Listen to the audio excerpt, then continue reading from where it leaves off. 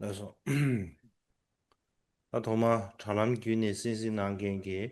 Trước tiên xin gửi 아이고 lời chào 렌게 tới tất 줌바를 cả 지나가면서 chư tăng ni, quý Phật 당신게 tử, cũng 지켜라고 như là quý Pháp hữu 로스트라베야 nam nữ Phật tử ở tất cả các nơi trên thế giới 삼지 đang nghe 뜻실래쇼아이 trực tiếp Pháp hội. Xin gửi lời chào 다들 tới tất cả quý Pháp hữu. 다 드링기 제대로디 Hôm nay thì chúng ta tiếp tục 당고대행 아주 về 가장 Pháp hội mùa 정규 hạ. 랭기 시에서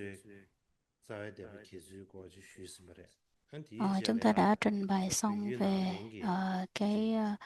지 dòng truyền thừa, như là truyền thừa 비교 나라 쇼대베게 theo Hán truyền. Chúng ta đã trình bày xong rồi. 이시티 수익 Và hôm 런데 nay thì 시작했잖아 à, 자외대비 기술고 về 대동자 이제 cũng 칼렘 tiếp tục 강조 về dòng 쉬우디 truyền thừa phương Bắc, 다 nhưng mà 드린 nó 게야 mang 옥마 về 정규 cái tư liệu 난랭기 của Tây Tạng. 시에서기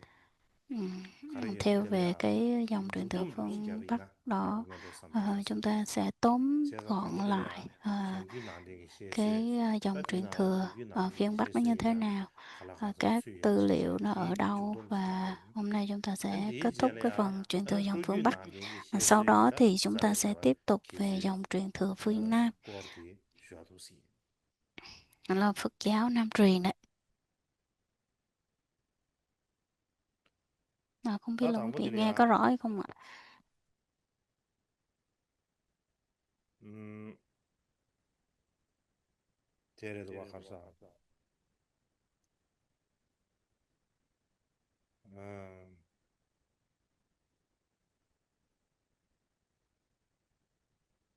Ở trên màn hình đó chính là cái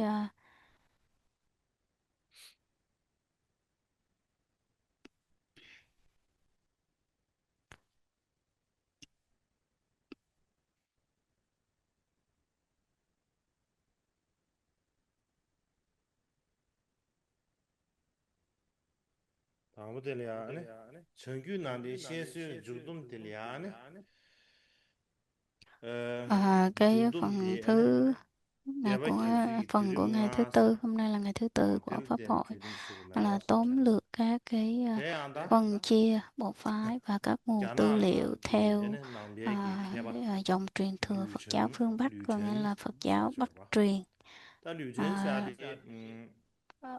친기르기 một vị 둠주다 học giả Trung Quốc 에네 tên là Lữ Trân. 닝구베기 듀미샤디야 Ngài là học giả Phật 에네 giáo Trung Quốc thời 콩다 cận đại, 딜기 rất là tinh 갸나라 thông tiếng Phạn, 낭베기 tiếng 시주고 Pali và 케바치세 tiếng Tây Tạng, 엔 là một 콩 vị học giả 리자르케야 rất là uyên 아네 bác. 발리게다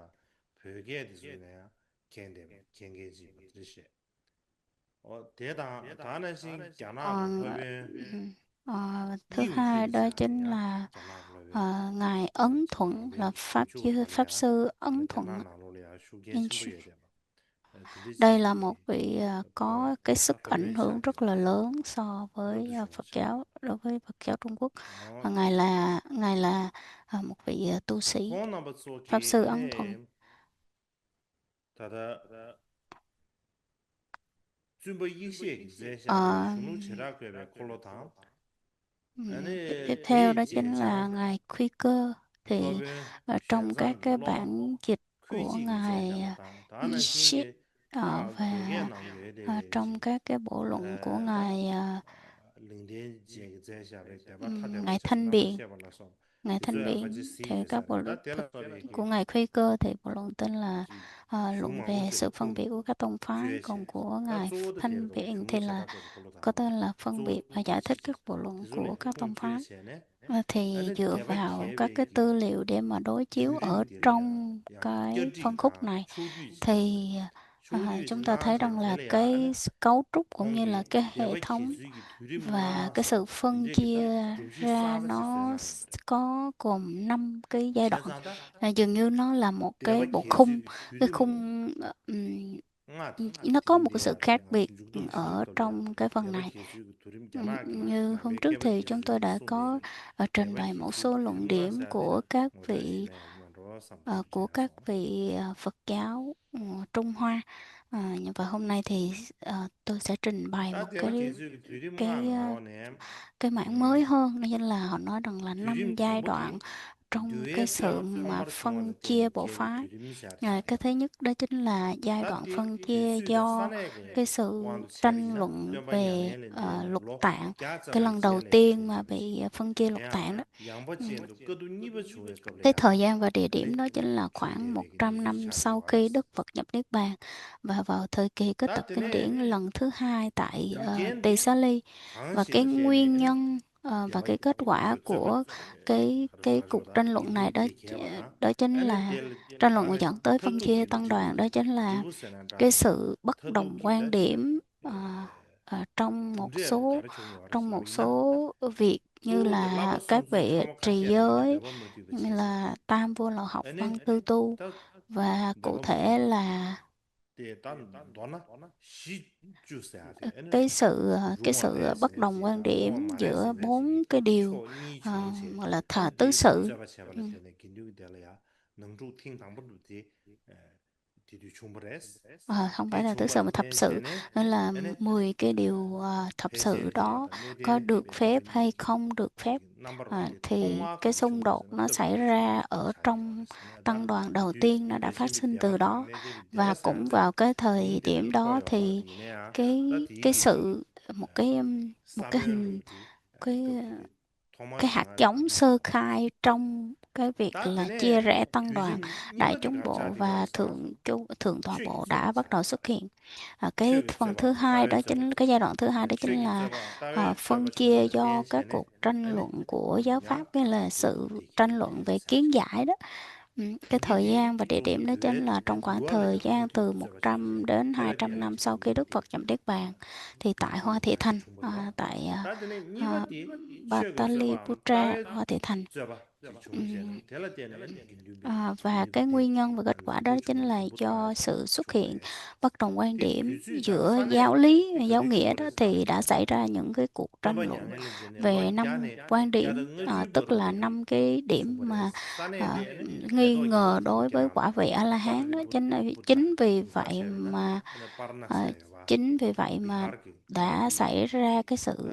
phân 단지나마 hóa 가르쳐마 giữa thượng tọa bộ và 디나로 đại chúng 줘버레스 bộ, nó đã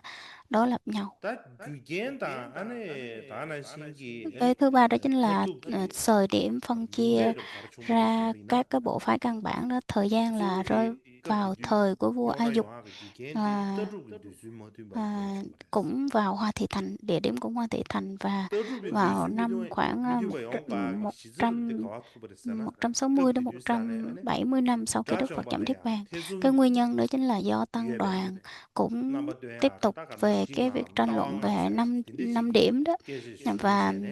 Và 주무세네 아니 tận là ngũ 텔라디알레 sự 아니 trong, 네데데 대바다 và 80비 대바 không có đưa ra được một cái 거루 sự 라야 thống nhất, 탑데 cho nên là 차이세네 chính vì vậy 뉴스 mà tăng đoàn 파워레스 đã 다가다 phân chia 긴류게 니 thành 비어다다 các bộ phái căn bản. Thì 뉴에 từ 잡아 đó là hai 주어버려 bộ phái 뉴디 lớn, ờ, 초하 뉴스 dựa trên lục 차대와바 tạng mà 아니 chia 디 ra hai 초하 bộ phái lớn, đó 감사부터 chính 디 là 감에 thượng tọa bộ 아니 và 최고 đại 잡아 chúng bộ. 주무세네 아니 긴류게 대데 양결 초하 니 소르시 Và từ đó 개바버레스 thì đây cũng là một trong những cái khởi điểm dành cho cái 대야 sự mà 다다 phân chia bộ 중루 phái, 제바크베 các cái 콜로텔리아 bộ phái nhỏ 갸나 chia 깨베 nhánh về sau. 귤미라 지게다 귤미라 지 숨기 소리 차대 여러분 Sau này thì 디나는 các cái bộ phái thì 귤님제디 chia ra rất là nhiều cái sự 다 phân 징디 hóa, 디베디야 cũng như là 샤베지다 một trong những cái bộ phái mà 샤베 đã được 디나로래야 kết tập 아니 sau này. 갤론 숨기 싱아 따왕하이 고시에버레사지 디디지 시에요 Đều 다드네 mang trên cái quan điểm của các vị là 디젤이야 năm sự hoặc là bốn sự. 법연 양다 데베게야 주누제라게 콜로지 교리 말이야 디나로라 가르소르사나 Sau này thì 속바 대시기 에는 ờ, 무디 có- 벤데베게 싱아 các ngài 따왕하 cũng chia ra 디 những cái 시주시에 ý kiến 바데 khác nhau. 에네 Có người nói rằng là 긴류기 đó 데라 là một 와자 trong những cái quan 케요제 điểm 에네 của 텔라데네 ngoại 저버서 đạo, và 주버레사지 một 디데 số vị tỳ kheo đã 디지시데 đem vào trong 네 tăng đoàn 유산에 và làm đó 다 là cái 주누제라게 콜로 cái 갸나 giới luật, 갸다 cũng là 뉴르무나 cái giới luật 쉐베테다 cho tăng đoàn. 에네 Cho nên chính vì 디젤 vậy mà xảy 데베게야 ra những cái mâu 인도 thuẫn bất đồng. 법연하다 데베 교르샤바 디니비 나로래야 시가 감 따왕하기 Trong những của cái cái bộ phái như 세계 vậy thì 얼마도 nó đều dựa 하신부사 trên 개발라 4 첨부사 đến 되게 5 cái quan 다 điểm. Và 수르자는 trong này thì cũng 디나로래 không có 그 nêu tới cái quan điểm của Ngài 대대주 Đại Thiên gì 다 hết. 될라 되네 아주 가르쳐 봐 제도 Và chính dựa vào đó thì chúng ta có thể ờ, 급 뒤뒤 dựa 다 vào đó chúng ta có thể 다다 코나 phỏng 좀 đoán 미들기 빼듯이 준비해 rằng là 겁이야 라치엠부 급 뒤뒤 주는 Ngài Đại 내봐 Thiên đã 야나 chưa xuất hiện vào thời gian đó. 니스신라지 Chúng ta 가르 cũng có 용식이 thể 되시라비나 phỏng đoán 에네 được, hoặc 시수 là 현재 à, 내내기 내바 sau 되시기 đó thì 에네 cái quan điểm của nhất thiết cửu bộ mới xuất 따왕아 hiện. 거기에 상물로 라치엠부 미지기 제바래 세세 Và vào 에네 thời 시수 cái quan 에네 điểm mà 한제 à, 유대에게다 cái năm quan 계속 điểm của 싸워라 Ngài Đại Thiên 세제 này, dường như chúng ta thấy là nó có thể là lúc sau này mới khởi sinh, cũng có thể không, mình không thể nói rằng là nó không thể, nhưng nó vẫn có thể là phát triển sau này. Trong theo mà lịch sử Phật giáo Ấn Độ của Taranatha thì 5 cái quan điểm của Đại Thiên đó thì đều là được xiển dương vào cái thời đó. Và sau đó thì ông gọi là bị sau đó thì mới xiển dương lên, chứ còn lúc đó thì cũng chưa có được truyền bá rộng rãi. Sau này thì vị tỳ kheo tên là Thiện Tài mới phát triển lên. Tiếp theo đó chính là cái thời điểm mà phân chia ra các bộ phái căn bản đó. Thì đó là người ta chia ra là 5 cái thời điểm, đúng không? Thì cái thời điểm thứ ba đó chính là thời điểm phân chia ra các bộ phái. Thì cái thời điểm mà như hồi nãy đã trình bày đó, thì cái thời gian là vào thời của vua A Dục, vào khoảng 160 đến 170 năm sau khi mà Đức Phật nhập Niết Bàn. Thì đó là cái thành phố Hoa Thị Thành, thì cũng giống như là cái phần thứ hai đó chính là ờ, cái sự cái phần thứ hai là sự phân chia giai đoạn đó. Thì nó cũng giống như vậy. Và cái nguyên nhân đó chính là trong tăng đoàn cũng tiếp tục thảo luận và tranh biện về 5 cái luận điểm của Ngài Đại Thiên. Và cuối cùng thì không thể nào đưa tới một cái sự thống nhất. Cho nên là chính vì vậy mà từ đó lại phân chia ra các cái bộ phái khác nhau. Cho nên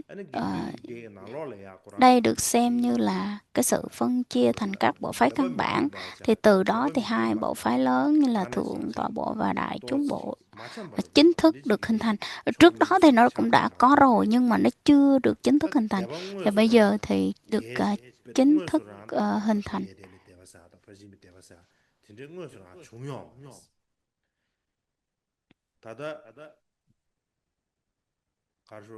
Thì các vị cũng cho rằng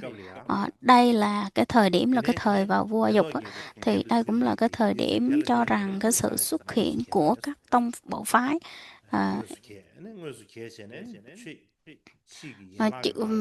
chia thành các cái bộ phái nhỏ, hoặc là các chia nhánh về sau. Thì đây là cái thời điểm, cái mấu chốt. Cái giai đoạn thứ tư đó chính là thời điểm mà các chi nhánh cũng như là các bộ phái đó phân chia ra các bộ phái hoặc là chi nhánh nhỏ, đặc biệt là từ Đại Chúng Bộ, là cái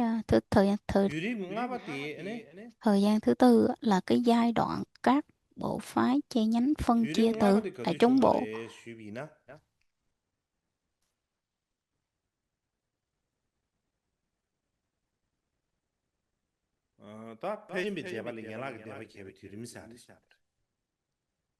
다티 거디 충분했잖아. 다티 강래야 셰샤버지 기타 상월로지. 자외 대바 개바던 저바 예대비 니주 차대고. 다 너네 마치 연락 대바 기술 거든 저바 차대고 봐.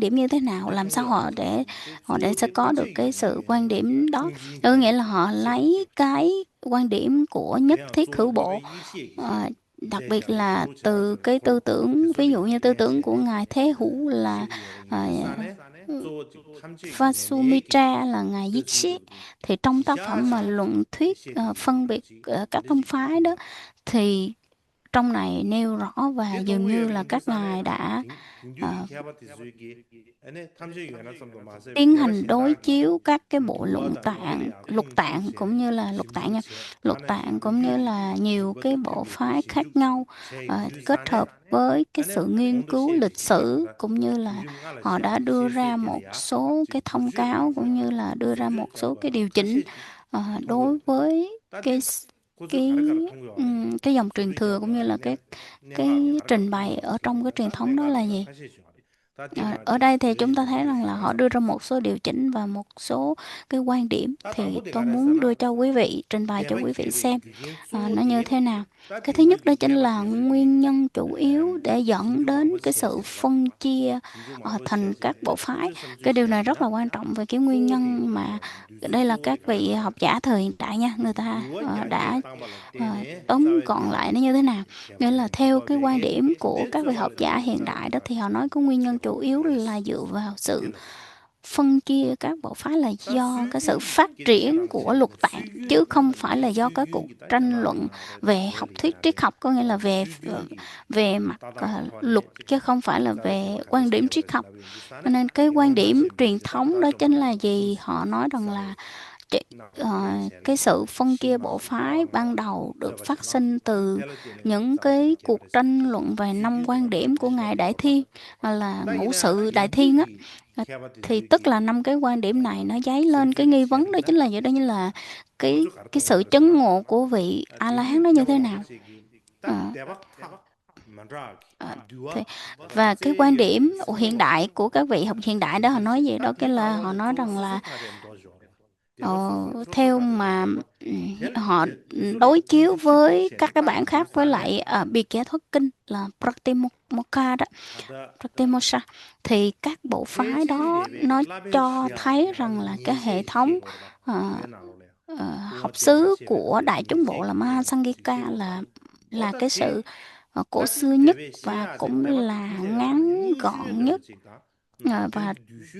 là Đại Chúng Bộ thì dường như là cái gọi là cái truyền thống được ngắn gọn và tinh túy. Vì vậy họ nói rằng là có thể nhiều khả năng rằng là Thượng Tọa Bộ đã bổ sung thêm nhiều cái học xứ trong lục tạng, có nghĩa là trong luật các cái giới là có nghĩa là các cái giới mà các cái điều giới về chúng học á. Chính vì vậy mà trong Đại Chúng Bộ họ vẫn duy trì cái hình thức nguyên thủy là họ còn giữ nguyên, nhưng mà sau cái sự phân chia tân đoàn đó thì có thể đã phát sinh từ cái nguyên nhân, cái lý do này, như là các pháp học xứ. Chứ còn nếu mà nói rằng là cái quan điểm của Đại Thiên đã gây ra cái sự phân chia thì dường như nó không có được thuyết phục lắm. Và họ nói rằng là các cái học thuyết của Đại Thiên á, các quan điểm của Đại Thiên thì nó chỉ là mang cái tính chất sau này nó phát triển ra thôi. Chứ còn cái vào thời điểm mà chính thức của bộ phái thì mình không có, và sau đó nó mới hình thành thôi. Cho nên họ nói rằng là cái câu chuyện mà dựa trên 5 điều của Đại Thiên đó thì do quan điểm của Nhất Thiết Khử Bộ, họ là một trong bộ phái của Tỳ Bà Sa Bộ đó, thì họ đã nói ra cái nguyên nhân đó thôi. Họ mới đưa ra là vì cái sự phân tích và phê phán cũng như là cái tranh luận về 5 điều của Đại Thiên mới xảy ra cái tình trạng là chia rẽ tăng đoàn. Họ nói như vậy để nhằm phê phán và hạ thấp Đại Chúng Bộ thôi, chứ còn thực ra nó cũng không phải là cái lý do chính để mà dựa trên cái lý do chính để nói rằng đó là cái cơ sở làm phân chia tăng đoàn.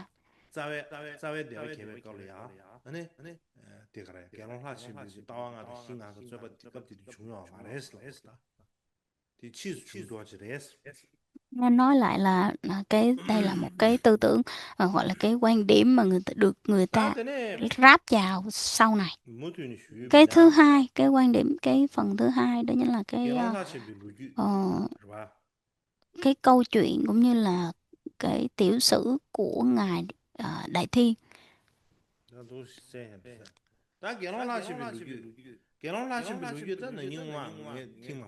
좀 안타주 Như 쉬스니까. cái 나이나 루규를 쉬비는 결혼하시면 루규 tiểu 될래야. sử của ngài Đại Thiên thì dường như trước đó tôi 제바시바라게. cũng đã kể 다 rất là nhiều lần rồi, nhưng mà 결혼하시면서 hôm nay thì 베베 mình nói 샤시에 참에 cái tóm tắt đó chính là đây là một 다나지 cái sự 다자가 mà 봐. phân biệt bộ 군집시기 phái, nghĩa là họ 대시에 phê phán, 대바시기 콜 체묘의 kiểm lâm 제바시기 luật sự phê phán giữa 루규는 các bộ phái với nhau thôi, chứ còn 차이. thực ra không có ở trong lịch sử luôn, nghĩa là sự 다 phê phán 수규의 mà 제란 제비나 하는 아주 không có cho 달라요. ngài đó, nó không phải là lịch sử.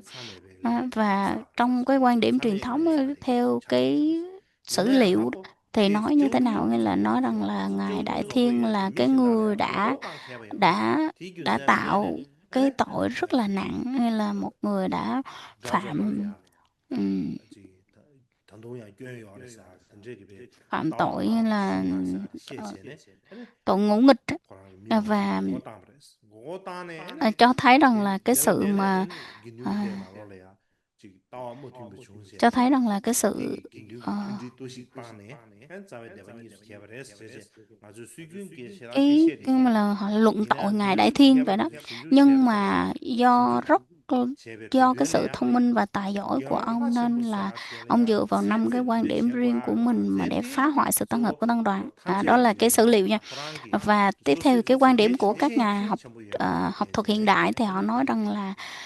cái việc mà miêu tả cái vị tỳ kheo Đại Thiên này theo một cái cách mà phê phán như vậy thì nó chỉ phản ánh rằng là đó là một cái sự thiên vị tông phái, hoặc là họ quá cố chấp vào tông phái của mình, chẳng hạn như Nhất Thiết Hữu Bộ thì Nhất Thiết Hữu Bộ Pháp sư Ấn Thuận đó, ngài cho rằng là xét về mặt lịch sử thì có thể là tồn tại hai vị trưởng lão cùng tên Đại Thiên chẳng hạn. Có thể là một vị học giả là của Đại Chúng Bộ vào thời vua A Dục, hoặc là tồn tại một vị khác nữa, chứ còn không thể nào mà cùng cái thời đó. Cho nên là họ nói rằng là trong Đại Chúng Bộ cũng có một vị Đại Thiên, rồi trong Tạng Bali cũng có một vị Đại Thiên, có thể là hai người đã cùng tên nhau hay không. 근데 인도산에 아니 결혼하신 분사 결혼하신 분사 근데 그 참에 그 내사 되지 중벌에 사 기저 시야죠와 티 폐지 Trong các cái việc mà trong các cái sự mà trước Tết cũng như là trong cái tác phẩm của Đại Chúng Bộ đó thì cũng đưa ra nhiều cái sử liệu khác nhau, và họ nói rằng là có một vị Đại Thiên được miêu tả là một vị trưởng lão được tôn kính nha. Cái thứ ba đó chính là cái sự ảnh hưởng của vua A Dục. Ngài đã có vị vua này đã có cái cái sự cống hiến như thế nào, có nghĩa là bảo vệ sự hòa hợp của tăng đoàn chứ không bao giờ có gây chia rẽ. Có nghĩa là tại sao họ lại phải nhấn mạnh cái điều này, có nghĩa là theo truyền thống trong sử liệu thì họ nói như thế nào, là cho rằng vào cái thời của vua A Dục á, vào thời kỳ của vua A Dục thì do nhà vua ủng hộ các cái kỳ kết tập kinh điển đã được tổ chức tại Hoa Thị Thành, cho nên vì cái việc mà ông vua ổng ủng hộ là kết tập kinh điển ở tại Hoa Thị Thành, cho nên đây là một cái nguyên nhân dẫn đến sự phân chia tăng đoàn cũng như sự phân chia của các bộ phái. Và quan điểm của các vị hiện đại đó, triết học hiện đại, quan điểm của học giả hiện đại thì họ nói như thế nào? Họ nói rằng là sự phân chia giữa Đại Chúng Bộ và Thượng Tọa Bộ đó thì đã bắt đầu trước khi thời của vua A Dục, chứ không phải là vào thời vua A Dục mới sự phân chia, cho nên là vua chỉ là cái người ủng hộ giáo pháp thôi. Thì cái sự mà khi mà thời vua A Dục mà lên ngôi đó thì khoảng trị vì vào cái thời đó thì các cái trụ đá mà vua đã khắc lại đó thì vua đặc biệt quan tâm đến cái sự hòa hợp giữa của tăng đoàn. cho nên là ngài luôn ủng hộ, vị vua luôn ủng hộ và bảo hộ tăng đoàn. Đồng thời ngài luôn luôn là xử phạt hoặc là ờ, ờ, gọi là cứ là không có ủng hộ những người mà gây chia rẽ tăng đoàn, nên là luôn xử phạt cũng như là lên án những người mà gây chia rẽ tăng đoàn. Cho nên vì vậy không có căn cứ để cho rằng vua A Dục là người gây ra sự phân chia bộ phái theo cái truyền thống mà họ nói như vậy thì không đúng. Cho nên là theo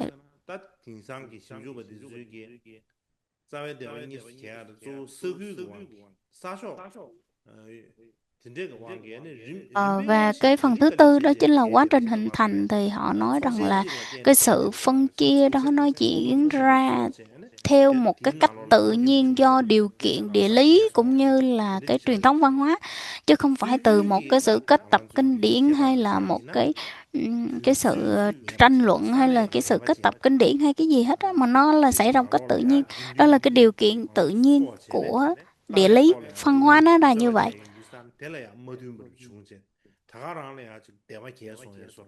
Và truyền thống thì theo cái quan điểm truyền thống thì họ nói rằng là cho rằng là một cái thời điểm mốc nhất định thì tăng đoàn đều hợp lại, và cho rằng nó do đến sự phát sinh tại đó thôi, chứ cũng không phải là ai cố tình phát sinh ra uh, phân hóa ra đâu. Và cái quan điểm của thời hiện đại thì họ nói rằng là do cái sự truyền bá của Phật giáo ở khắp Ấn Độ và cái khoảng cách địa lý cũng như là các vùng giữa Ấn Độ nó rất là xa nhau và nó quá rộng đi, cho nên là tăng đoàn ở mỗi địa phương họ dần dần họ có những cái sự khác biệt một cách tự nhiên, chẳng hạn như là ngôn ngữ địa phương, rồi cách đọc tụng kinh điển, rồi cái phong tục tập quán này kia, vân vân vân vân. Nó từ từ nó từng bước hình thành cái sự phân hóa giữa các cái bộ phận đó, chứ còn thực ra thì không có ai mà đi phân hóa ra làm gì, phân chia ra làm gì. Cho nên cái sự mà chia rẽ đó nó một cách tự nhiên, và dần dần nó trở thành một cái truyền thống luôn, chứ cũng không có ai là tranh luận để mà phân chia tăng đoàn hết. Cái vấn đề thứ năm đó chính là cái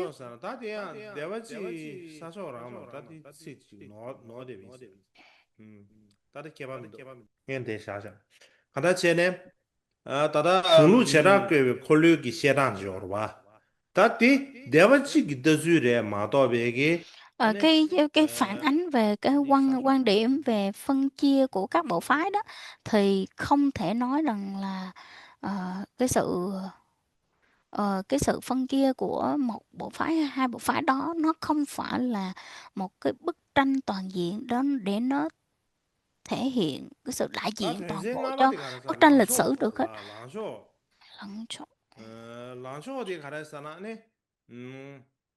Cho nên là đây là Langsho một ki cái xeba vấn đề xeba về rongda. ờ, Tada shunglu chera kwe kolo shisha chen xeba ina zhigi mi dos. Gara sa na te dewa chi ki dazu res. về cái Ma to vấn dazu ki đề nam yong tư sa liệu thì dường chen tu mi như do la. theo tư liệu hay thì theo sử liệu gì đó thì nó Ta phản ánh te không có sui đúng đâu. kyun ki ngana zu ki shedan la Và xeba dường ina. như nó những Dewa cái sự changi mà kebe kor tangde tìm sawe hiểu ra dewa từ sử kebe liệu này ma kia nó dewa cũng kebe chưa có tam thể tala hiện được dewa toàn bộ zoge cái bức koke tranh của she lịch ge sử. sa ne Cho nên so cái quan điểm truyền tada thống người ta zumba gi nói như she ge vậy thì se nó không cha de phải là một cái wa khuôn chera khổ để ma mà zumba sự gi phân she ge chia se hết, cha de nó phản ma to ánh hết. chera kebe kolo và shisha chen she de và re trong cái tác phẩm của ngài Thế Hữu. ta tyurab ina andra kebe tyurab ina andra ta na dewa chizam karso dewa azu ji le ke ya ba tizu ko sang lo ane shunglu chera kebe kolo shisha chen ro de gor ba te chena zhigi mi do la ta. Thế mình đi Cho kiến giải nên thì nếu mà khai nói sáng rằng á, là nó về mình đi văn hóa kia bắt lịch đầu sử là hoặc sáng. là nó về cái truyền thống không thì nó chưa chính xác hết cả cái quan điểm của Phật giáo. Nó chưa có thể hiện hết. Nó cũng đúng, nhưng mà nếu mà không dựa vào sử liệu thì làm sao mà có thể giải thích hết được.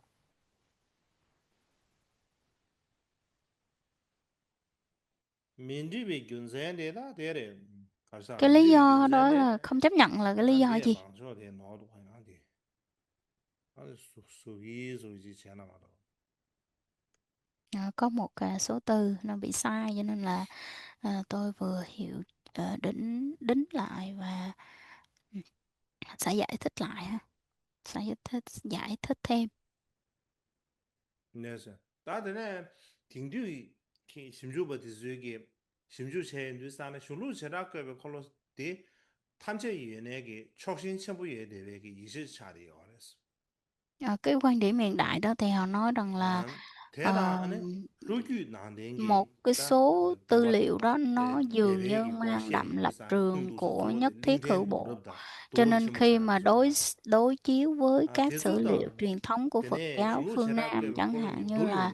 돌용 유산에 sử liệu 부즈버블이야 của 개화시고 Tích 싶지 Lan 차리 á, 말했어. thì có một 대라 số điểm 대체네 nó 아니 không có trùng nhau 이제지 và nó có cái 끼고를 sự khác 대네 nhau, cho nên chính vì vậy chúng ta không thể nào 아니 dựa 그 vào 비디 một 대화 sử liệu để mà 계획 đưa 남바 ra những cái quan 가르기 điểm 바디 như vậy, 용수 저거지 mà hãy 총부군이 tham 있어. khảo về 예 너나 이제지 nhiều nguồn 진볼 tư 때네 liệu 대화 khác 기술 nhau, 가르기 chứ 바디 còn đừng dựa 차상하지 vào một cái 셰 nguồn sử 두군이 liệu. 있어. Bởi vì 제가 cái quan 이제 điểm mà cách 따뜻하 nhìn của một 문제 nguồn sử 이제 liệu thì nó chưa có phản ánh đầy đủ hết. 내가 Chính vì vậy mà 줄로 chúng ta 제라급 콜로서 cần 뭐이바 phải 내 여기 이제 thấy 신나 ra 때 được nhiều 상하로 cái quan điểm 신두르 khác 체제 nhau và nhiều cái 아니 nguồn sử liệu khác nhau để thấy 다 rằng nó có một cái sự 신두르 khác 체베 biệt nào đó. 탐바다 급기 뒤산에 대화 계획이 대화 간듯이 계획이 되는 거 따지 제거야 지다 심주 제거야 차리기도 어서 Cho nên rằng là chúng ta thấy rằng là đây là một cái vấn đề rất là 그래서 quan 다 trọng. 되게 Chúng ta 어다 cần phải có 알고 một 되네 cái sự tham khảo cũng như là kiểm tra cũng như 정균 안 là nghiên 된게 cứu sau này. 자외 대화 기술이 꼴 따디 죽동 소리지 Xong rồi 기술이야 vừa rồi đó là 다 cái 되네 phần tóm 샴레야 tắt 자외 대화 của 기술 꼴 dòng truyền thừa phương 루규는 Bắc, 안 có 된게 nghĩa là Phật 순수 giáo Bắc 가리다 truyền. 기술 가리면 대슈 Tiếp 아니다 theo đó chính là Phật giáo Nam truyền hả?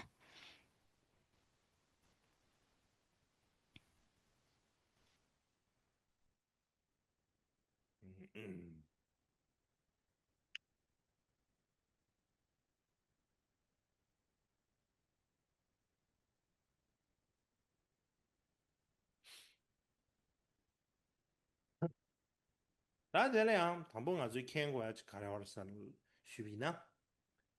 찌당기 야하게 남별 루규 Cái điều mà chúng ta cần 나는 phải 신기 대화 quan tâm 기술 đó 꼴 chính 심주 là 체베 걸려야 trước khi mà nghiên 루규 cứu về lịch 난데야 sử Phật 야나 giáo Ấn Độ 빨리기 và 쉬규 cái quá 기와 trình mà phân chia các bộ 빨리기 phái đó, thì 쉬규 chúng ta 자외 cần phải 대화 tìm 기술 hiểu 꼴기 về Phật giáo 셰바 Nam truyền 지거와 cũng như là truyền thống Pali nó như thế 디꼴기 nào, 셰수 지거와 따대고 và 슈겐 cái 첨부시라다 sự phân 랭가시 chia các bộ 첨부시라다 phái gốc nó như thế nào. 디 캔거야 Bởi 디 vì rằng 개시 là 첨부시라다 đây Phật giáo Nam truyền và truyền thống Pali á, nó là một trong những 루규 cái 난데기 sự ảnh hưởng 아니 lớn nhất 대화 trong Phật 기술 giáo Nam truyền. 송유주산 Thì sự 콩 phân 뒤에서 chia các bộ 송고디 phái gốc đó nó là một 딱 trong những cái 담보디 sự ảnh 링젠 hưởng 무렵사 rất là 리버 lớn. 왕사사 Và đi 차리 đi pa Vamsa có 따드네 nghĩa 디젤이야 là 노럽 채무사 gọi là sử liệu 마하왕사사 của Trung 따네 드네 디젤이야 줌바 상계 양사 sử liệu 무다 của Tích Lan 고샤샤 á, 디그 là đạo sử hoặc 젠샤베기 là 뉴엔 제바 đại 꾸니럽도 sử hoặc 당황하시지 là thiện kiến luật Tỳ Bà Sa rồi 대다 của ngài Phật 나는 Âm 신기 Buddhaghosa, 땀지신 제바사죠 hoặc là chú giải của 제가 상계 ngài 양가 제자 땀지신 제바사 uh, 데라 수업에게 Athavatu 슝디솔이야 và 공지에제네 những 아니 cái tư liệu khác 숭고 trong những cái bộ luận khác. 딱 고난주 숭야데 Chúng ta 쪼디 theo trong các cái 베데베게야디 nguồn này á, thì 자데는 비디 가르사비나 họ đều có 자베 cùng 데베 một cái 기술인데 sự giải thích, 쪼 đó 뼈바냐 chính 그런데 là 로 갸르베 ờ, 걸려야 cái lý do chính đó 양바지야네 là 100 로마모임이 năm sau 슈주야 khi 저버시 Đức Phật nhập Niết Bàn, thì tại cái 저버치 vùng tên 무슈비 là Tỳ Sa Ly, là 안에 Vesali đó, 디젤이야 hiện 꺼도 tại gọi là 첨부시라지 Dằng Ba Chen, 마하 đã xảy ra một cái cuộc 삼기 tranh luận lớn về 삼기 10 điều 마하 phi pháp, 삼기 gọi là 비싸 thập sự. 총제 꺼도 첨부시라고 Thì 첨부시라 dẫn đến cái 안에 việc 델 một 덴시네 cái 안에 việc là 자베 데베 đại 게레스 cái tập kinh điển gọi là Mahasamgiti, và từ đó thì các bộ phái gốc như là bắt đầu được phân chia từ đây. 따이네야 Nhưng mà chúng ta thấy rằng là khi mà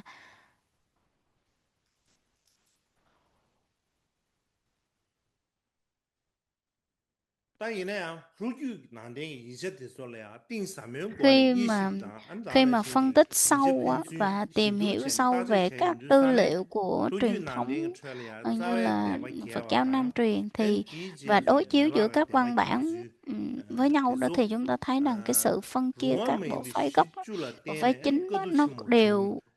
cũng như cái quá trình hình thành phát triển các bộ phái thì ờ,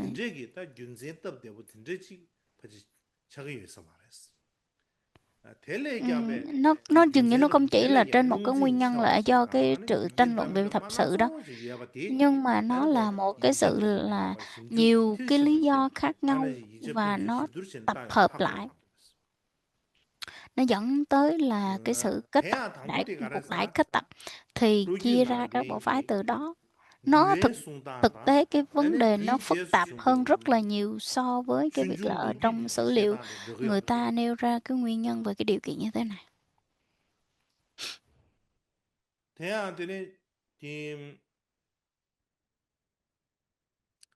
효규 나한테 싸 대바 기술 시험에 걸려야 이제 당신으로부터 빨리 내는 숨으로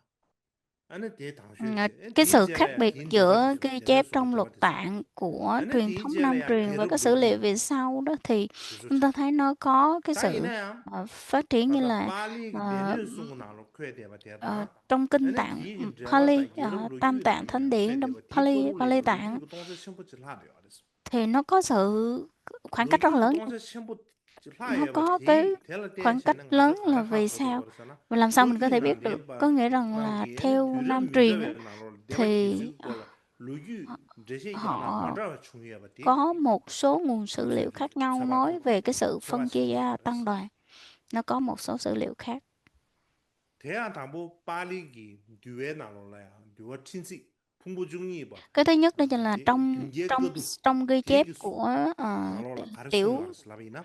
tiểu phẩm thế trong nào tứ là phần nét luật đen á, chạc bà là cái nét phần đen tứ chạc bà phần luật của Pali nhà sát Tạng, sẽ gọi nhà là sát phần sẽ thì trong tiểu cái phẩm, con thì cái yang bà chỉ phần là của bây giờ một này vị anh yang bà chỉ ờ, cái bên chỉ cái phụ cái lòng thì dưới cái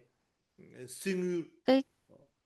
cái phẩm lo thứ số thì 12 đây cái nói về chỉ chú chế kỳ cái kết tập xây sẽ ta 700 thế vị lưu là ra phụ mình ghi tụ con của sẽ là thế là ngài, con gạo nói vậy về gạo vậy cái cái bà thằng nào sẽ lời ta con gì cái của ngài cho Gia cả Xá chả đã thế sẽ phản này đối con này các ta cái vị điều tỳ chỉnh cái kheo đây cái thuộc nét đen thì ở nó xứ Bạc sẽ Kỳ ta á. cả đó Tỳ tham kheo tham xứ cái Bạc này à Kỳ xa cho vì bà nó nụ cho 10 cái về điều phi pháp ra này, cho một đường cho nên cái bà là chỉ từ này đó thì nhắm cái đồ việc mà bạn phản bác và cơ tu như vậy phản này đối cái việc là cơ tu như nhận vậy vàng bạc vân này vân anh thì sĩ chủ xảy cái ra lúa cái tình trạng lúa đó thì chính trung bình là độ kết lũng tập, bình độ sẽ và thả họ chết nói rằng là các vị đó ta tí đã qua thì ta làm sai luật và duy phản đối điều về cái điều ba liên mà điều các vị chính đó trị làm. phong phú trung nhị đường cái cơ Và tu nào đó thì trong cái chỉ biết phần chỉ là mà số lượng ừm, như này à ta ba liên tạp sự điều vấn chính kinh trị đó, cái hoặc chung là chung cái trong bộ nào luận đó là ya tiểu phẩm ta hoặc da là tạo sự vấn kinh, chỉ thì chủ chúng được ta thấy loan là mình và trong thả này chết vào có sao thì cái cái trong lời này của à ngài Gia chính trị Xá do để bảo mà trích đó về cái về phần này. thần đông tí chế là ya đường cái cơ tu chung về chế là ya này kiến thức cái đề kế bảo Từ sao đó rồi ta thì ta nói đã, gì đã ya na hình thành, có nghĩa là gì sau đó phê chính vì đã để bảo sao chung hình bảo sao thành thì cái có các xích cái chỉ vị cái nào nó khỏe rồi ờ, các cái quan điểm khác nhau, và ta dường tiếng ngã như giúp là trong cái lúc khuyến này du thì cái sĩ không tham gia có viên nhắc này cái tới lũng chính hai trị cái cái để việc bảo rằng sao là cái đó đã phân chia thành khuyến du cái hai sĩ tham gia viên bộ này tăng lũng chính đoàn, trị cái nào đó là hai bộ phái, đó luôn là này thượng cái tọa sĩ chúa bộ và bà đại anh chúng bộ, ta hoàn nói toàn gì không được ra nhắc cho tới luôn. bà đường cái cơ tu chế bảo sao thì 요래 thì anh ấy giáo để mà kế bảo sao cái gì thì ta tin nào rồi xuống rồi Và như trong tiểu cái bộ này chỉ kinh có đó, được tiểu cha được phẩm, cái phần mà lục tạng đó thì cũng ta không khán được ta nhắc làm tới. ta da 빨리 그 뉴어 친지 그 나로래야 cơ tu chế bảo đường cái cơ tu chế bảo sao thì mà đó về cái Trong lúa này mà họ bị sĩ cũng chúa là đường là cái cơ tu chế bảo nói sao thì rằng mà đó là cái sự anh kết tập ấy giáo để mà kế bảo sao cái gì thì của mẹ là cái 700 민주 vị 빨리 그 hóa, 다다 vị trưởng 뉴어 lão thôi, chứ họ không nhắc 뉴에기 gì tới cái việc hình thành 시제난 hết. 되는데서 주베 겁이야 급 뒤뒤 즉 내대한 바다 배신비 대백 주주니보디 베디 돈분이수 더 동이네 개미해봐 Không 야나 nhắc tới nè, không nhắc tới thôi, chứ còn không 뉴어 không không thấy 누가 rằng 본다 là các 누가 cái vị 총회 mà 제기는 đã 주기 trì luật á, 딱 các vị đó 긴드네 đã đứng 긴드기 lên 델리엔 để 총회 받기 mà 얘기되는 싸워야 돼 nêu 개발에 ra những cái quan 니주기 điểm 가보지 riêng, 말아요 hoặc là 긴드기 kết 델리야 얘를 kết 총 tập 추고지 lại 마지 cái 뭐든 뭐 phần 차지라 mà luật tạng này kia. 강소수 차대 차리고 근데 딱 긴드기 Chứ 델리야 nói là cái 얘 sự 총회 bất 딱 đồng 대로 quan điểm, nhưng 가서 mà 돈부 터버려 cái 생각했지 ghi chép về 중계리기 10 cái điều phi 대상 pháp và cái việc kết tập của 700 제약 vị, chứ 특시 không hề 제 đề cập đến là 왜 씨버렸어 sự phân chia các 이것도 bộ phái khác. 총기적이 됐어 Sau này thì các vị 가르레 họ soạn tác 슬라비나 lại thì họ cũng thấy là 중생지기 như vậy. 폐진 대백이 Từ đó chúng ta 인류 có thể 폐쇄의 suy luận ra 도화세대 rằng là trong cái bộ 마하상기가 비나야사 thượng tọa 마하상기가 bộ và đại chúng 비나야 bộ đó 딱 인류 폐진 thì 대백이 류와 디나로라야 다다 생유 렘바 미루의 수일이 송요하래 이나야 말아줄 때 남규 루아메이 시주시에베가 vào 생유 cái 렘바 kết luận 미루와 thì chúng ta thấy 지도와 là cái từ 대메이바 đó chúng ta có thể 망고쇼 suy luận ra được rằng là vào cái thời điểm mà 대메이베다 ờ, 미루의 lục 시 tạng Pali được 제 hình thành thì 무통을 열어봐 thượng tọa bộ 이나 và đại 제 chúng 무르디 bộ 송요 vẫn chưa được 생유 phân 렘바 chia 미루와 thành 지구로 만들어지기 hai cái 진다 phái 부모디 độc lập, 송요 và cũng 배진 có 대백이 thể đó 지도와 là những cái vị mà biên tập lục tạng 아 đã không 이나야 không nhắc tới chẳng hạn, 다시 한번 có thể 뉘게 là nó không 수안에 nhắc tới 거두 trong cái 제베 sự chia rẽ 거래 tăng đoàn. 빨린 Mặt 류와 khác thì trong 지송의 lục tạng 제베 của đại chúng bộ đó thì 그 cũng có 대라 nói về cái 댄시네 việc nhận 아니 vàng bạc là không 다다 được phép, nghĩa 거두 là họ không có chấp nhận, 이버 chứ 중앙 không 사제 dùng cái 남바 thuật ngữ 용자로 là thập 개시비 sự, 다 là 그래도 누게 10 điều phi 고소하게 pháp họ không có dùng, 차디 và 제베지 cũng 배좀 매기시 không 가이산 không 내내베 nêu những cái điều 디어라 디 còn lại 카데 trong 10 cái điều đó. 배진베기 Tuy nhiên 대베리 rằng là 유엔나로라 cái 다나 bộ luật 시지시티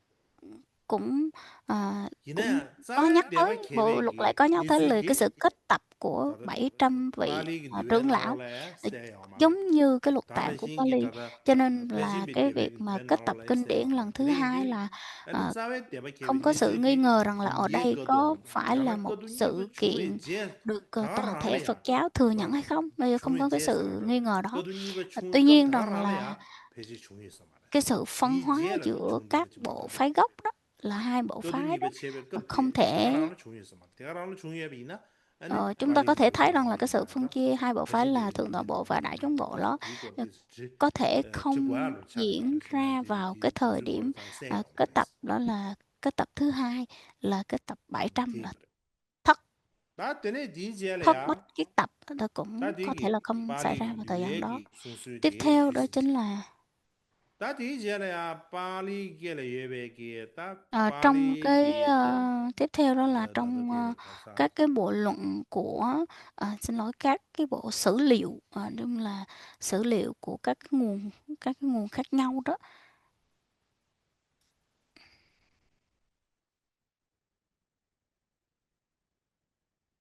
링체인 도럽다 뉴지꾼이랍다 다레 좀 순수에 지어봐 그래 자외 대바 기주 고래야 제시 세슈디 단 뉴에 나로라 자외 대바 기주고 송요 빨리 뉴에게 친 뉴얼롱 친지가 나로래 빨리 대바 기 가사 자외 대바 기주고 Trong 송요 các cái bộ sử 다 liệu 자외 mà chẳng 대바 hạn như là 기주고 của 제시 세슈르기 lịch 가리나로라 sử Tích 샤비나 Lan á, lịch sử 다다 Tích 틀레 Lan hoặc 수번이 là các cái 지외게 bộ mà 거두려야 짬 thanh tịnh 샤베기 chú giải, 링체인 도르 thì chúng ta 세시 thấy rằng là cái 링체인 quá 도르 trình mà phân chia các bộ phái 디나로래야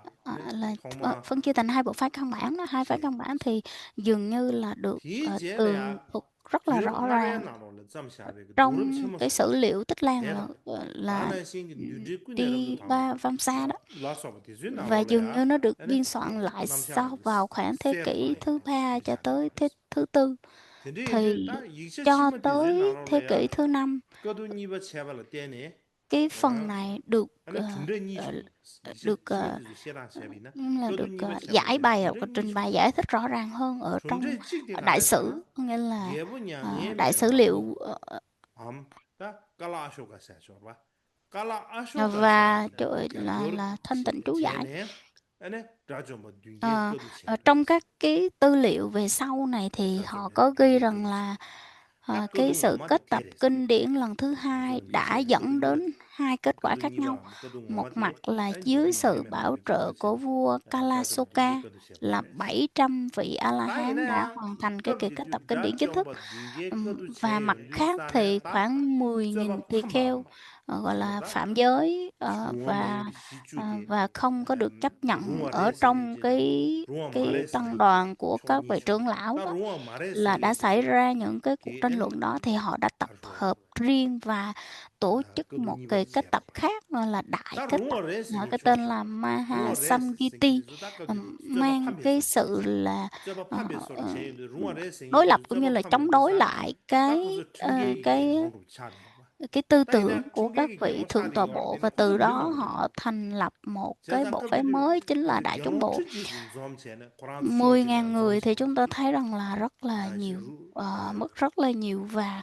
họ 그 đã tập 시지 hợp lại 루어레 các 소리겠어. vị tỳ 이 kheo 경험됐어. khác nhau, 참으로 và 루루 còn 소리 lại đó 수학전에 안 수험시네. họ đã 아니 quá mạnh cho 고수에게 딱 nên rằng là 와그의 họ 제베 đã 남바로 제제 고수 như 가르치면서 là biểu 꺼도 tình, 신다시 biểu 꺼도 tình là 신다도 nói 고수 rằng là 캐 말이지. phải 유예 꺼도게 고수 캐 có một 말아치지. cái sự 꺼도 cách tập 신다시 khác. 이 꺼도 때라 Như là 갈라오서는 bởi vì là các vị trưởng lão không 마하상기들 cho mừng, 마하상기 cho mình vào, 그 꺼도 thì cho nên là 시험했어. cái sự 그래서 kỳ 그거 đại đại kết 민망해 tập, 못. đại kết tập 진짜 nó gọi 무서워서 là Mahasamkiti. 꺼도 세션에 애는 80배 대바사야 돼. 스타트 쪽이 말해. Chính vì vậy mà đã hình thành nên cái bộ 되네 phái 이제 đó chính 다 là Đại 거기 Chúng Bộ. 빨리 그 뇌에 나래야. 송다 대다 Như đã nói ở 시슈 trước 이제 đó 가가 thì 나 chúng ta thấy 송다지 rằng là 거래야 개발 충수. cái sự khác biệt giữa cái cách mà tường 개발 thuật ở 충분히 trong 가르쳐 Bali 먹었다는 và các 후기 sử liệu khác, nó 나랭이 cho tôi thấy 나로는 rằng là 사회 대바 à, 기스기 trong cái 근저시 sử 야마 liệu của 타사마로 Bali truyền 얘는 á, thì 치수 nó 충분히 ghi rõ 누가 ràng 같이 대 và đầy đủ 루지마오기 hơn 지금 숭럽은 về 대바 cái quá trình 닝베기 phân chia 숭다나 các bộ 다만 시 phái và sự 망설 kết tập 그 kinh 윈디 điển 사마로 như thế 투어디 nào, 루지 체네 và 안에 랑게 cái 대바디 kết 양다는 quả 거 두야 của 같이도 các 안에 ờ, 루빌이야 của các vị 짜수시마 mà 껴지 체제 chuyên nghiên 말이지 cứu 근데 về 이거 천도가 ờ, 말했어 sử liệu ở các tu viện á, họ đều có cái sự giải thích là họ nghiên 그러신다 cứu kết tập nhưng tập hợp 다바지 lại 지린다가 các 좀 cái sự 삼샤 giải thích 주면로 khác nhau ở trong các cái bản 그도도 chú giải. 시아도 이네 다 Với 지린다가 좀 삼샤 좀 주면로 hôm nay thì chúng ta có thể kết thúc tại đây hay không? Mỗi lần thì tôi thấy rằng là mỗi ngày mà tôi đưa quá nhiều thông tin như thế này thì tôi nghĩ là các vị sẽ nhức đầu, cho nên mỗi ngày mình học ít ít thôi. Dạ mô Phật.